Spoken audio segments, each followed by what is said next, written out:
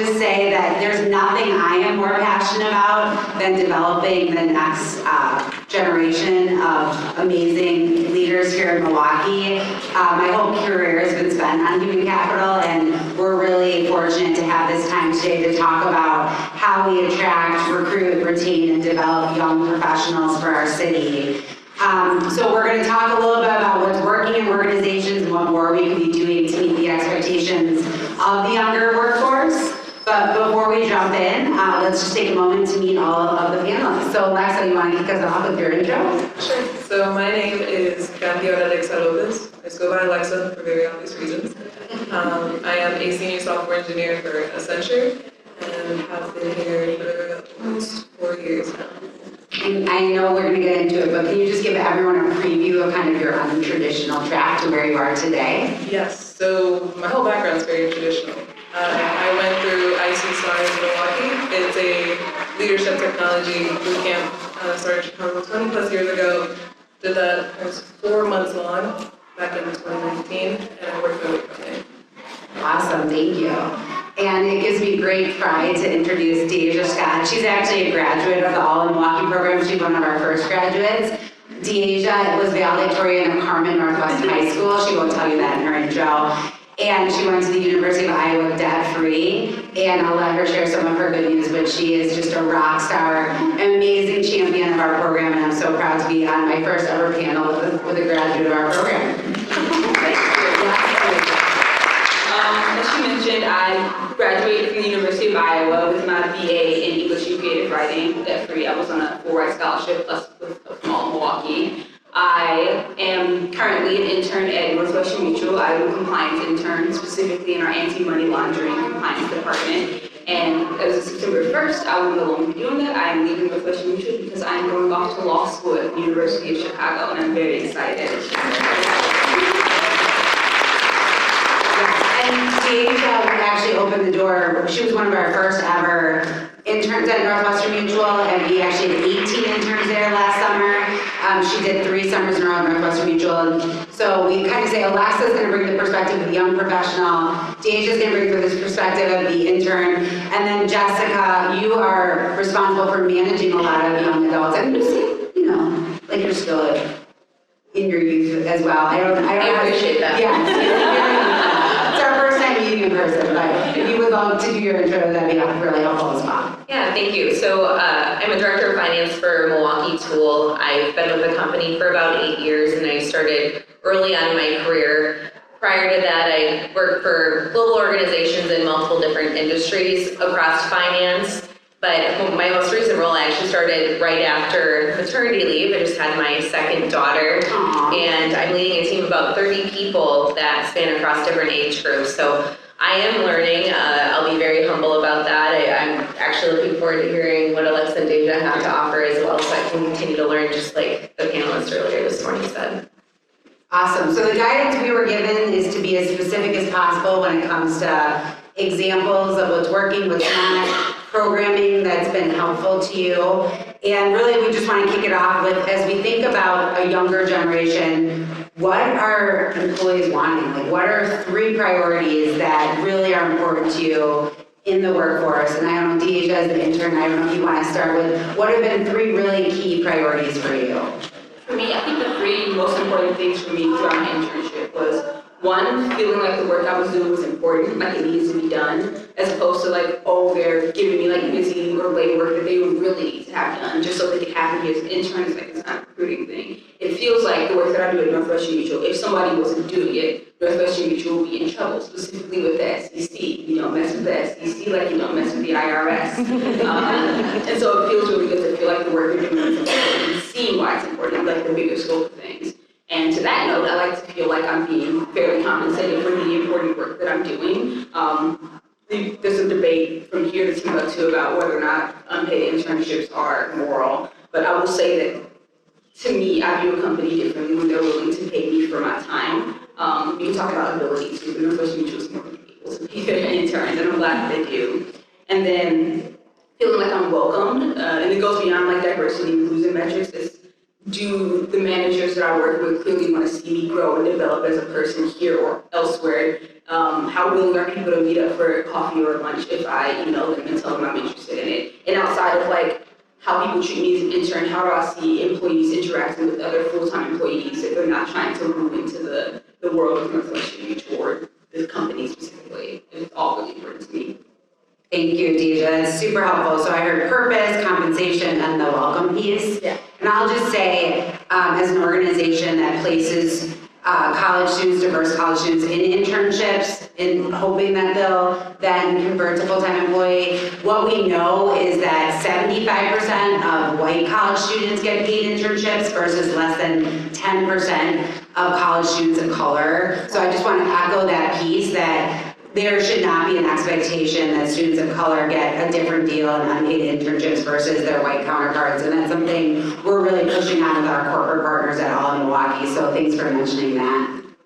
Alexa, as a young professional, what are your top 3 priorities in the workplace? So at this point, I'm definitely speaking on personal experience. My main focus is growth. I already have my foot in the door, I already have a bit of experience.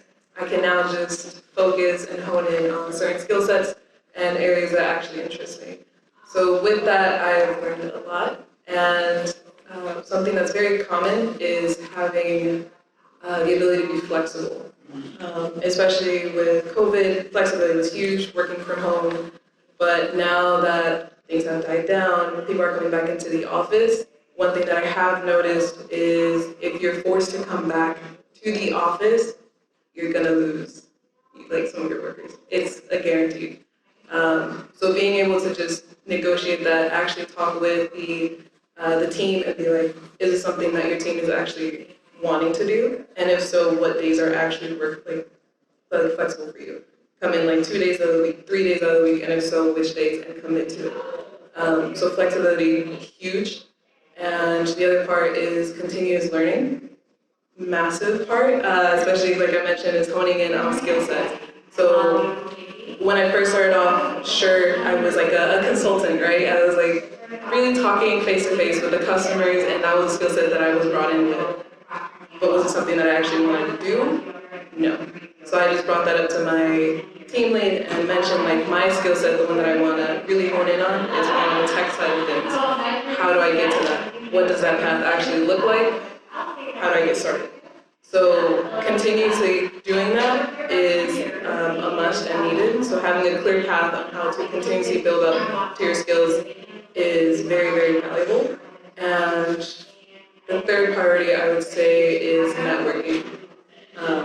So a lot of times, conferences tend to just be, I want to say picky, but there is definitely like a certain group of audience that is catered towards in terms of conferences, where you want more of like the principal architects, people who are a lot higher up.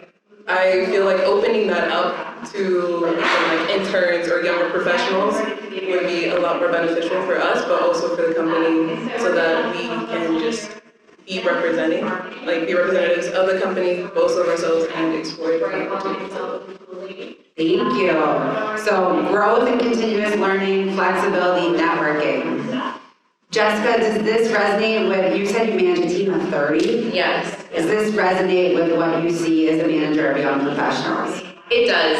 One of the first things I did when coming into my new role was sit down with my entire team. I wanted to learn a little bit more about them on a personal level and where they were on their career journeys and what they're looking for. And it helped me make that connections of what existed with my predecessor and conversations that happened. What does Milwaukee have that they might not know about? Milwaukee Tool's grown a ton over the years, and with that we're able to put a lot of really good things in place. And sometimes with all those things in place, it's, you have to work on your communication and make sure everyone knows that those tools are out there. So I heard a few things between each of you, so connection and network.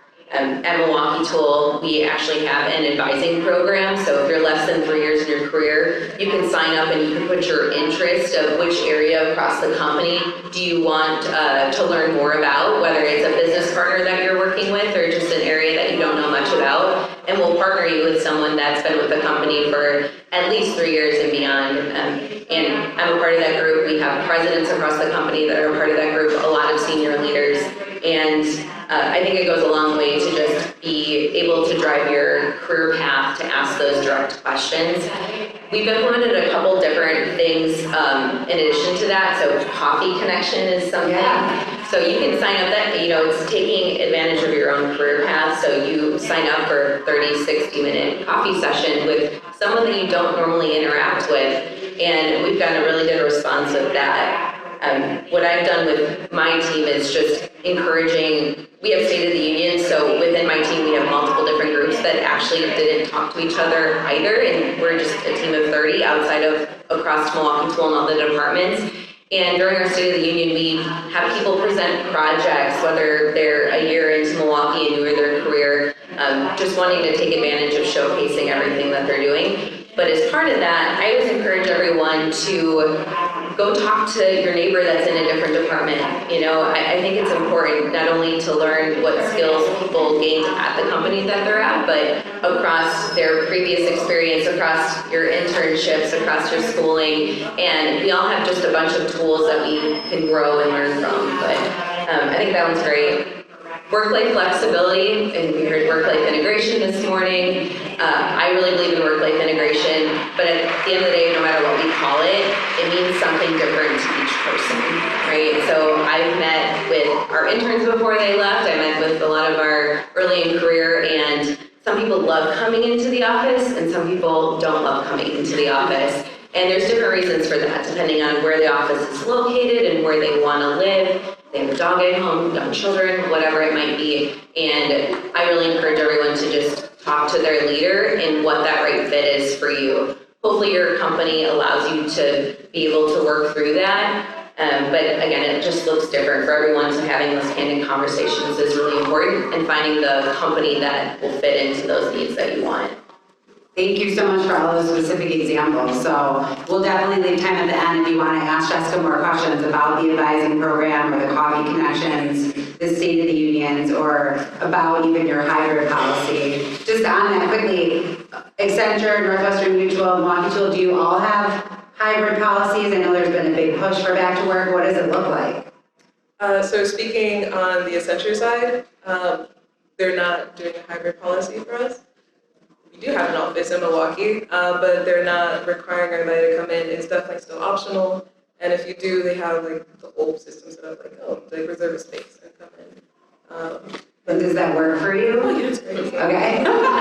What about you, Deajah? So Northwestern Mutual is on a hybrid thing. They're still figuring out what they want to do. I don't know if you guys know, but Northwestern Mutual is currently building the new North building. It's a huge project, and part of it means that we can't have all of our employees in office all the time anyways. So we'll never really settle into what Northwestern Mutual is going to be until that project finishes and we even have the infrastructure to have everyone in office all the time. But as of right now, it is hybrid. Everybody's kind of on schedules as needed for their business function. I'm expected to be in office 3 out of 5 days of the week. And it's like between me and my manager, which days I can be working from home and which days I can be in office, and that was fine for me. I like being in the office. I'm an intern. I think things feel a little newer and shinier when you're an intern. So it's really fun to like go on the balcony and go to the free lunch and go to the Starbucks on the first floor that I spend too much time at. So the hybrid schedule works great for me, but there's definitely still figuring it out. Thanks. Yeah, you touched on a good thing. So infrastructure. We have a lot of different buildings, but depending on the size of the team, we can't always fit everyone from the same team in at the same time. For example, my team comes in twice a week unless they're a manager. They have a dedicated spot, and we just have to work through that. While there's other parts of the organization that have built up our culture and what it is, the vast market with our new product, that they believe that having people in all the time, 5 days a week, is what makes us win in the market. And so it really just depends on the department that you're in. But again, I go back to it takes a conversation, and I think we just want to make sure everyone's able to bring their whole self to work and that they're happy, because if you're happy at work, you're going to deliver a lot better product. Maybe we could all practice that pause that we learned about in the last panel. In terms of making sure we are communicating our needs to our managers. That's a great point, Jessica. All right, so thinking about those priorities as we go back to the attract, recruit, retain, develop, but the attract and recruit piece, what did your employer do to attract, you as a young professional? What was really key to the recruitment process? And you can be as specific as possible. Will help those in the audience to think about how they can bring that back to their organizations. So who wants to go first?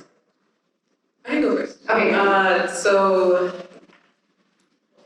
I kind of have two different experiences. So I started off at McGregor Partners when we got acquired by Accenture. So with McGregor Partners, what really, really attracted me, even getting into McGregor Partners was really traditional. I went through like a month boot camp. Turned out that was my whole interview process. And then I got an offer letter. But what really attracted me was the fact that they were open with their office, where I was allowed to come in, before I was even hired, I was allowed to come in and actually talk with the employees and see what it was actually like to work there.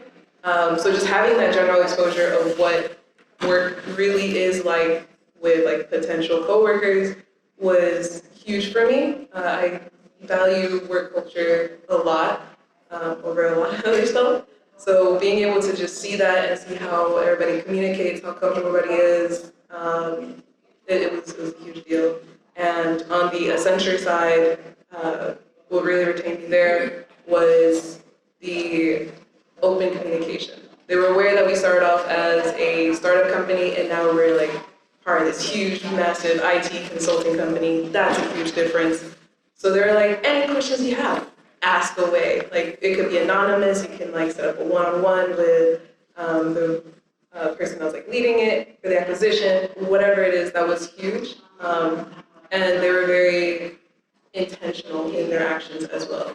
So if I had a concern, they're like, I'll follow up, and they'll give me like a deadline. Like, I'll let you know in 2 days, and they'll actually follow through. So follow through and open communication was a really big deal for me there. So how did you take advantage of test driving that car before buying it when you came to the first firm McGregor? How did you take advantage of their open policy to allow you to get to know the employees and the culture? Yeah, so I definitely took advantage of it. So it was that month-long boot camp. Okay. And it was held in the office. Awesome. And so we had the option to like, go and mingle with like, actually go work here. Or, if you don't want to go home, or like whatever you want to do, right? You're not like stuck here. And so during our lunch break, I would just go out and be like, hey, Yeah, what's it like to work? Yeah, what are you doing? What do you work on? Or they would also just be open an invitation for like a team lunch. So they had the monthly team lunches, and even though we weren't hired, they're like, do you want to join us? And they would just open it up to us, and that was just a fantastic way to get to know them. Thank you for those examples. Deajah, do you have some from Northwestern Mutual? I do. So it's another situation. I also had like 2 experiences with NM.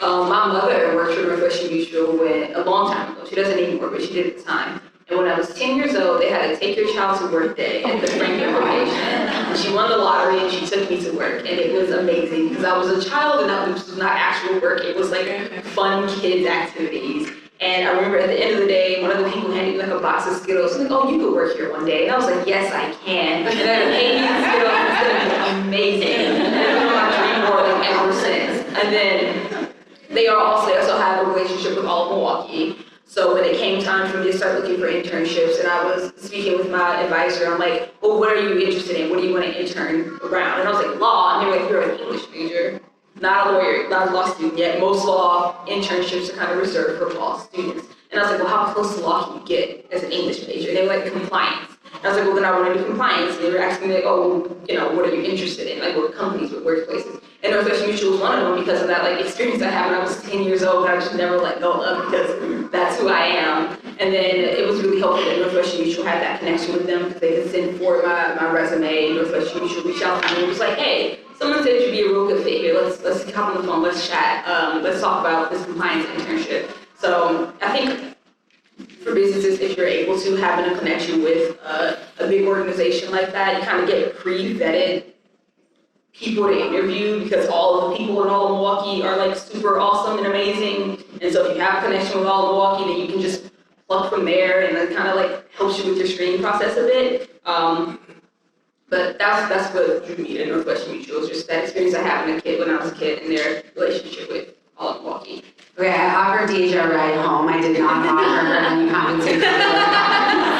But what I will say, whether it's All in Milwaukee, or it's IC Stars, or it's the Boys and Girls Clubs, or it's Team Grows Greens, or it's Secure Futures, there are so many amazing programs working in Milwaukee, in the high school and college completion space. And I do agree that it's all about intentional partnerships and pipelines, and whether it's All in Milwaukee or one of our other partners, I do hope you'll start to see that we have a huge pipeline of students in this city that we've got to rally behind and get through college, because the reality is just 14% of Milwaukee high school graduates will earn a 2 or 4 year degree. And sometimes you can go through an amazing program like IC Stars and not need that. But 65% of the jobs here in Milwaukee require post-secondary education. And so we really are trying to build the bridge between the talent and the corporations.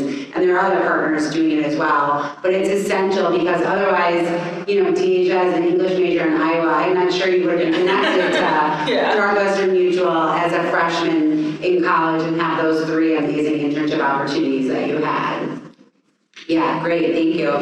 So Jessica, you talked a little bit about it earlier, but how do you guys, through the recruitment process, how do you use the kind of programs you have in place to try and attract young talent to Milwaukee Tool? Yeah, so it depends on which area you're in. Our engineering groups and operations groups are farther along, because there's a lot more people that we hire in those areas. But we do touch on things that you each talked about, Alex and Deajah. So we have multiple connection points throughout the process, whether it's on-site recruiting and then talking to the people that would be your managers or peers. We always encourage, if you have interest in what intern projects are people working on. So again, making sure that your work is valuable starting at day one. We have intern projects that have turned into new product launches, so we share those success stories right away. And then any other questions, we do come to campus, you can walk around. We have a very fun culture, a lot of things in the atrium, we have a coffee shop, a lot of outside balcony that you talked about enjoying at one of our offices. So we do want people to want to work with us, right? It has to be a good fit on both sides. And so we want to take all those questions. We want to connect you with everyone that will help you make that decision so that you are happy coming to work. Thank you. And as it comes to kind of retention and development, I know Alexa, you mentioned development as a key piece. And, you know, it may look a little bit different as an intern versus a younger professional versus a team of professionals, but what do you guys think is key and is working around employee retention and development for the younger workforce? What advice would you give to our guests here today? You want to go first? Okay, great. So for development for me, I think so much of it's centered around having good managers at my time at Northwestern Mutual. And them being super open to me telling them, like, these are the things that I'm really interested in learning during my time here at Northwestern Mutual. This past summer, for example, I had gotten really good at the specific tasks that Northwestern Mutual hired me on to do, and so I could work that task very quickly. It's like anti-money laundering, looking into customer accounts and seeing whether or not they need further review. And I was talking to my boss about, my manager about it, and I was like, hey, I have a significant amount of time available to take on a new project. I really want to get my hands on like some research work. I think that would be super exciting. I'm a total nerd for research. And he was like, we can get you on that. Give me a day. I will figure something out for you. In our next meeting, he had figured something out for me. And it was, again, I talked about, I want to feel like the work that I do matters, so I didn't want him to just send me off and like tell me everything about blue whales and come back and be good. It was a compliance-related one related to what Northwestern Mutual was doing. So the SEC requires you to periodically update your compliance procedures. For Northwestern Mutual, I think that means about every 2 to 3 years we update our compliance procedures. This just so happens to be one of those years. One of the things we do when we're updating compliance procedures is that we look into companies that have been defined by FINRA, the SEC, financial regulation companies, for breaking the rules, because a lot of times the rules around compliance are kind of like, your program has to be enough so that you don't break the law. Well, what's enough?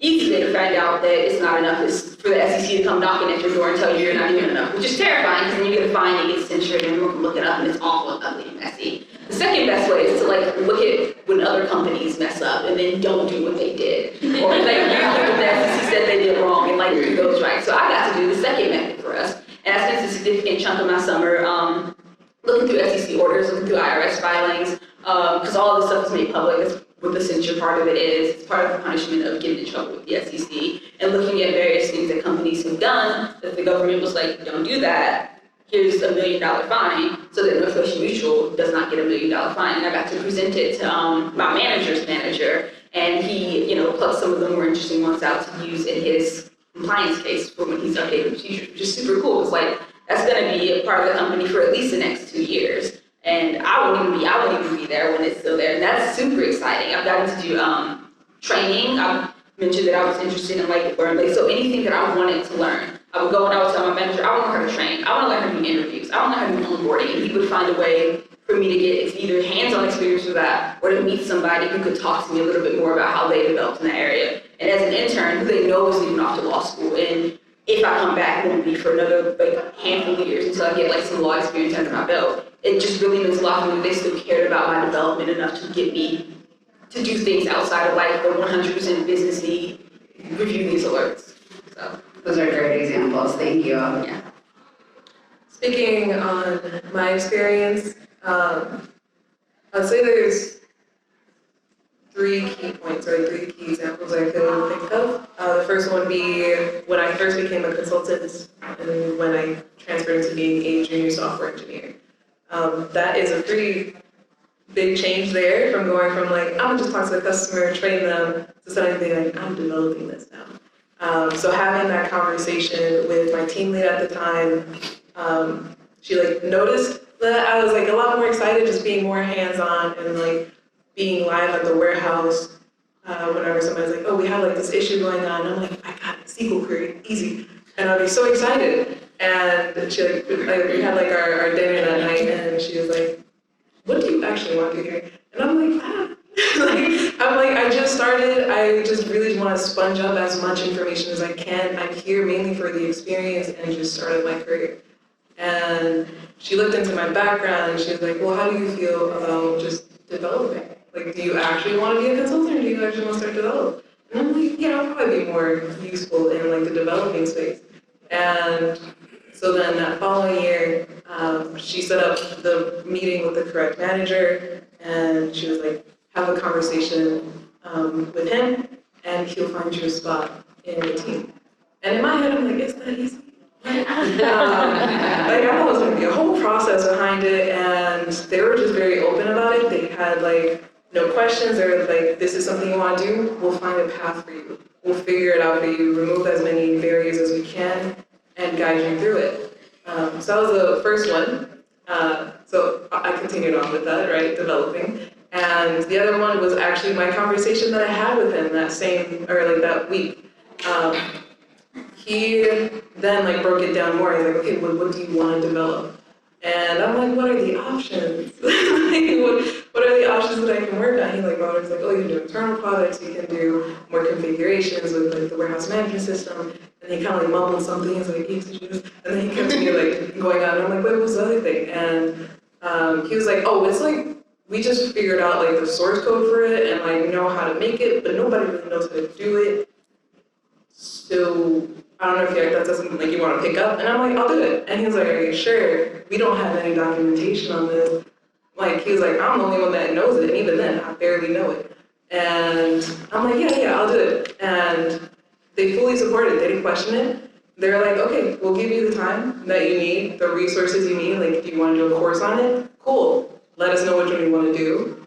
And within 2-3 months, learned the entire thing, refined the solution for the company. So now it's increased profits for the company by a dramatic amount.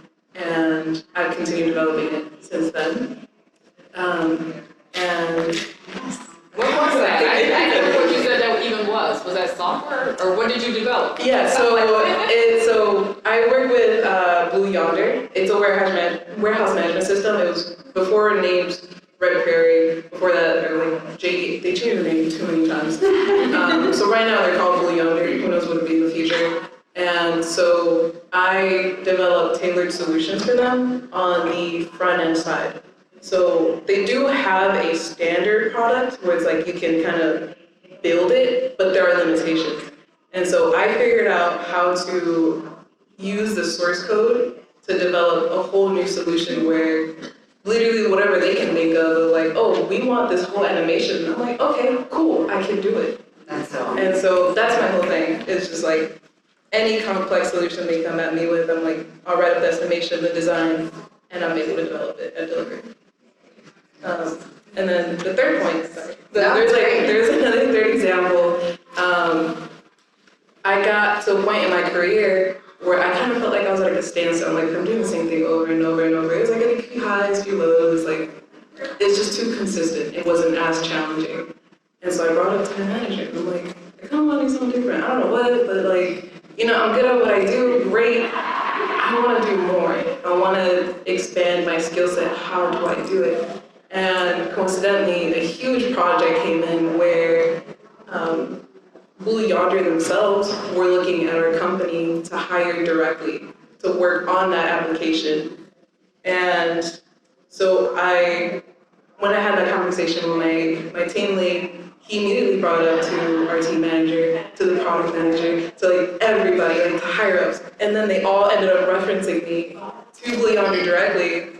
And even though I am untraditional and that required a 4-year degree and like 5+ years of experience, they took the references and they were like, okay, like we'll get Alexa in this. And so I had the amazing opportunity to work directly on the product itself as one of the lead application developers.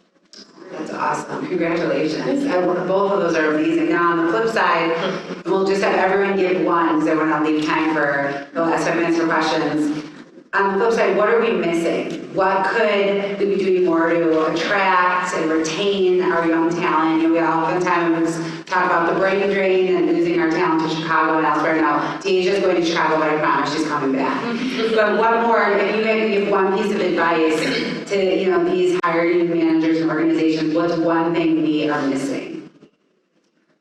I would say it's kind of tough to say, but it's community involvement.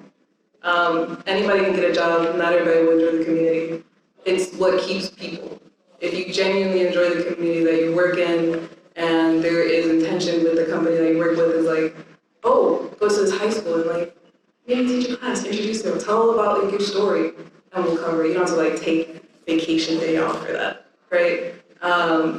So I would say definitely just encouraging community involvement, whether it's with like a workshop, involvement with even just the cultural side of Milwaukee. Culture is huge here with like the music festivals, the art galleries, all of the local events, just promoting those, even maybe taking a half day with your team. Like, let's call it a half day, rest of the day, let's go to this event, let's go to this festival or whatever, and just enjoy our time. Thank you. I would say I think like the actual full-time recruiting from the internship bit is probably, from my experience, like as an intern, I haven't gotten a full-time permanent job yet. Still got to finish school. But I think that's the bit where I see Northwestern Mutual, my personal company, lacking the most. Not that they don't do like internship to full-time job conversions, they do. Like the whole point of the internship is that it is kind of a recruitment process. It's like a very long interview for the company. On both ways, like you like us, we like you, but I know that there are cases where Northwestern Mutual says, I like you, employee, and employee goes, I like you, Northwestern Mutual, and then nothing happens. The person who trained me, he was an intern, the same time as I was. We both graduated undergrad at the same time, but I was going to law school and he was going into the workforce, so I could stay on as an intern and he could not. We were working essentially the same function, and they didn't have a full-time position kind of squared away from him. They liked him. He's a really, really good employee. Like, it sucks to lose him. And he liked Northwestern Mutual. He wanted to stay, but there just was no position for him. So he left and he went to Baird. He could have left Milwaukee. And that would be talent that we lost out of our city just because we didn't make room for somebody who was exceptional. And I'm glad he ended up, at a place that works well for him. Baird's an amazing company, but he could have been at Northwestern Mutual if they made room for him. So when you're taking on huge internship pools like Northwestern Mutual does, making sure you're going to have the space to keep the people that you want to keep. Yeah, that's a great point. I'll speak to Alexa's actually. We have a lot of people that want to give back to the community. I think you heard that this morning. So we actually offer 16 hours. You don't have to take vacation to do whatever you want to give back. So we do partner with multiple organizations like Hunger Task Force, Habitat for Humanity, STEM. The cool thing is if we don't today, our leadership is very open to partnering with someone if you present that, or you don't have to have a partnership. You can just use that and volunteer your time. So we do support that, and I think that's great that the younger workforce wants to do more of that. The other thing is Milwaukee. We're challenged. We do have an office in Chicago, but I think it's being upfront with everyone. If you're trying to recruit nationally, like being honest with what Milwaukee is, it's not New York. It's not LA. You have to sell what Milwaukee is, and your salary here will go a lot farther than those other places. So you can have your own place to live. Hey, and you can have a car, and you can travel. We're 90 minutes from Chicago. Hey, and Milwaukee has all of the things that a big city does in a smaller environment, whether it's the arts or all of the professional sports teams, whatever you're interested in, all the restaurants. So I think it's really being smart about providing all that information, bringing people out, having them explore, and connecting them with people that live here and live downtown or wherever they would want to live, whatever they're comfortable with. So. Thank you. We have time for a couple questions from the audience. I didn't know if there were any brave souls. Thank you. Can you speak loudly? Yes, so Thank you. I hear a lot about flexibility, hybrid, let me work at home, etc. How do you like to be managed? Meaning that a lot of times you say, so what are you working on? It's like, oh, you're micromanaging me. And it's like, but I want to have accountability. So how do you get accountability without coming across as a micromanager? I would say understanding the project that's being worked on. So I know sometimes, I'm definitely speaking like more on the development side and like the types of meetings that we have. So sometimes some teams need daily stand-ups because they're working directly on a product and they need to have that consistent update. And the team is aware, like, right, we need to say, what did we work on yesterday? What are we doing today? Is there anything we need to help in? But then there's also projects like the one that I usually work on where it's just client-based. So due dates vary much, like it's too much. To the point where you can't do daily stand-ups. Instead, we do weekly. So it's very just candid, like, what are you working on? Like, what did you work on last week? Do you need like any help on anything? Is there anything, like, do you need more work? And if so, just let me know. Or like, I'm speaking on like my team lead side. So I would say to like not come off as like you're micromanaging, is just keep the questions the same. Like just know like the same format in terms of those meetings. And I would say trust the employee to just reach out if there is like any like follow-up questions of like, hey, I'm slacking behind on this area. Is there somebody that can help me? So being open to have that conversation and navigating around it as well.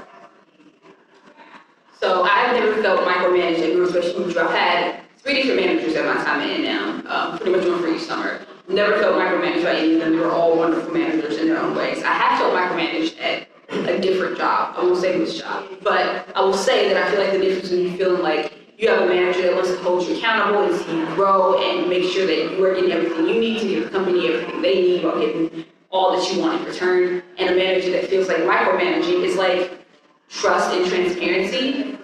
Once you give me an assignment, tell me how often you're going to be checking in on me so I can know to expect that, right? For me and my current manager, once a week, every Tuesday, we meet and we talk about pretty much all the work that he's expecting me to do. We check in on where he wants me to be at the end of this week, and by this time next week, we'll talk about that. We check in on the goals that we set for last week, and we're there every week.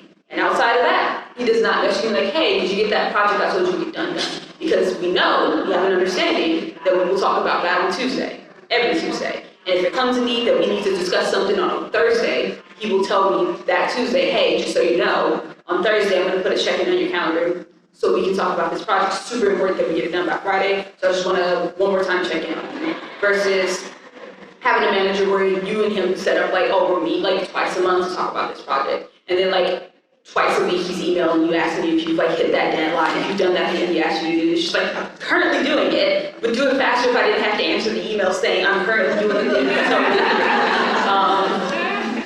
So that, the transparency of here's how often you can expect me to like come in and like manage you and ask you how you're going and ask you what you need. And then the trust of like, and if you need something else, you will tell me. If you're falling behind on the deadline, if I'm not hitting the post that my manager set for me and I know it's going to be a problem before Tuesday, he trusts me to go, hey, look, I know I said I would have that done by Tuesday.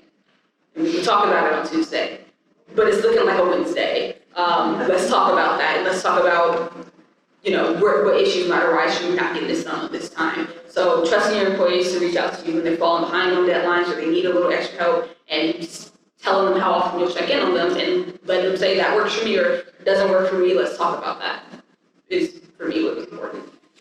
Great advice. One more question, thank you. Actually, a question and a statement. I love that you both said trust, because I think I've been in the industry for 20-some years, and it goes both ways. One of the things I wanted to say was, hey, you said, I don't have enough work to do, give me more. How many of us have employees that say, I don't have enough work to do, give me more?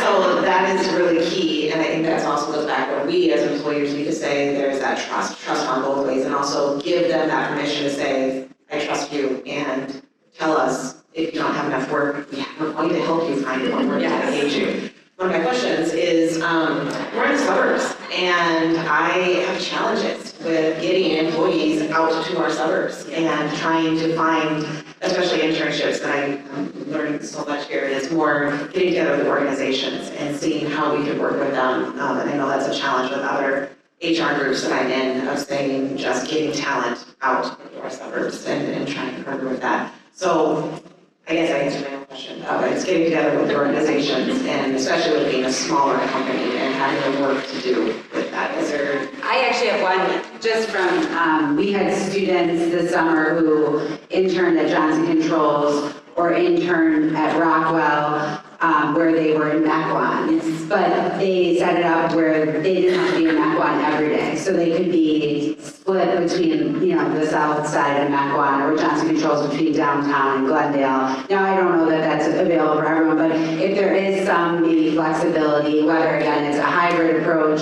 or some opportunity to commit to some component of downtown or networking events or professional organizations, I think what we see with our students is that one, you've got to be transparent about where they need to be and what the commitment's going to be, because transportation just is an issue.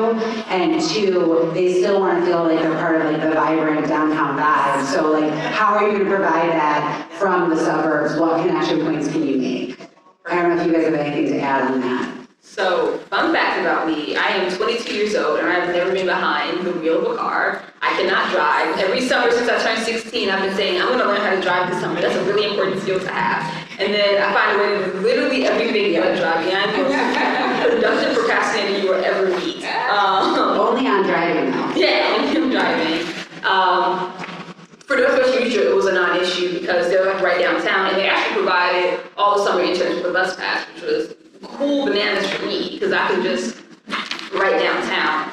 So I feel like people who don't have access to cars or who cannot drive cars will probably be like the biggest issue in getting to, especially areas where buses, the Milwaukee bus system does not go to. I know a couple people at Northwestern Mutual who lived on kind of the outskirts, carpooled together. Yeah. So a bunch of interns that lived kind of near each other got together on like a Slack channel, like, hey, look, we all live in this like weirdly remote area. Yeah. We're all trying to get to downtown Milwaukee, and only 2 of us can drive. Let's just all pile into my car. Less parking time, less gasoline wasted. We'll all get to the same place. So I guess even developing those connections between interns, maybe if like you get a bunch of interns in, or you have a lot of prospective interns, getting their permission to get them all in a group chat together where they can be a resource to each other, because young interns are surprisingly resourceful with one another when they're given the opportunity to figure out who has what resources and who's willing to contribute what resources to the community pool. So maybe can't drive Deajah, pays for gas, and can drive Allison, who does the driving, and it all works out well and we get to where we need to go. But it's definitely a challenge. All right, well, we really appreciate you guys spending time with us today. Hopefully you can find everyone on LinkedIn and we can continue the networking. I think you have a 10-minute break and then you come back together at 11:15 in room A or C for the final session. Thank you.